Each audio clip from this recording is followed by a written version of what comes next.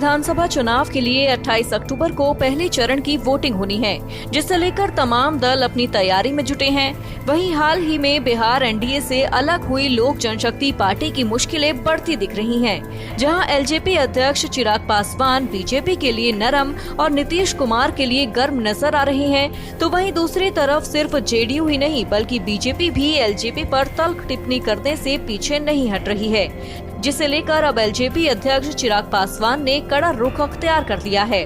केंद्रीय मंत्री प्रकाश जावड़ेकर के बयान पर चिराग पासवान ने बीजेपी को घेरा है। चिराग ने कहा कि अगर हम वोट कटवाएं तो बीजेपी ने 2014 से क्यों साथ रखा है।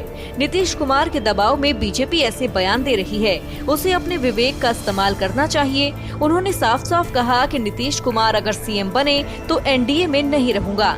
चिराग पासवान ने कहा कि प्रधानमंत्री ने मेरे पिता को बहुत सम्मान दिया, मैं पीएम के साथ हूं और उनका सम्मान करता हूं। चुनाव होली की तरह है, इसमें कई रंग दिखते हैं। चिराग ने कहा कि 143 सीटों पर चुनाव लड़ने का फैसला मेरा है। हम जेडीयू के खिलाफ उम्मीदवार उतारेंगे। कुछ बीजेपी के नेता नीतीश कुमार के इशारे पर बयान दे रहे हैं, लेकिन बिहार में बीजेपी और एलजेपी की सरकार बनेगी। आपको बता दें कि शुक्रवार को केंद्रीय मंत्री प्रकाश जावड़ेकर ने कहा था कि एलजेपी बिहार के चुनावों में कोई प्रभाव नहीं डाल पाएगी।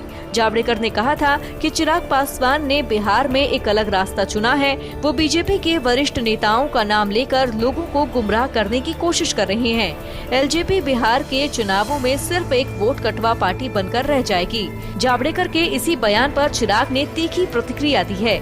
यानी एक तरफ जहां एलजेपी अब भी बीजेपी के साथ सरकार बनाने का दावा कर रही है, तो वहीं बीजेपी एलजेपी से कोई भी रिश्ता रखने में दिलचस्पी नहीं दिखा रही है।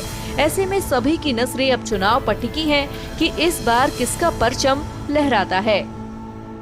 न्यूज़ कॉर्नर हिंदी की रिपोर्ट।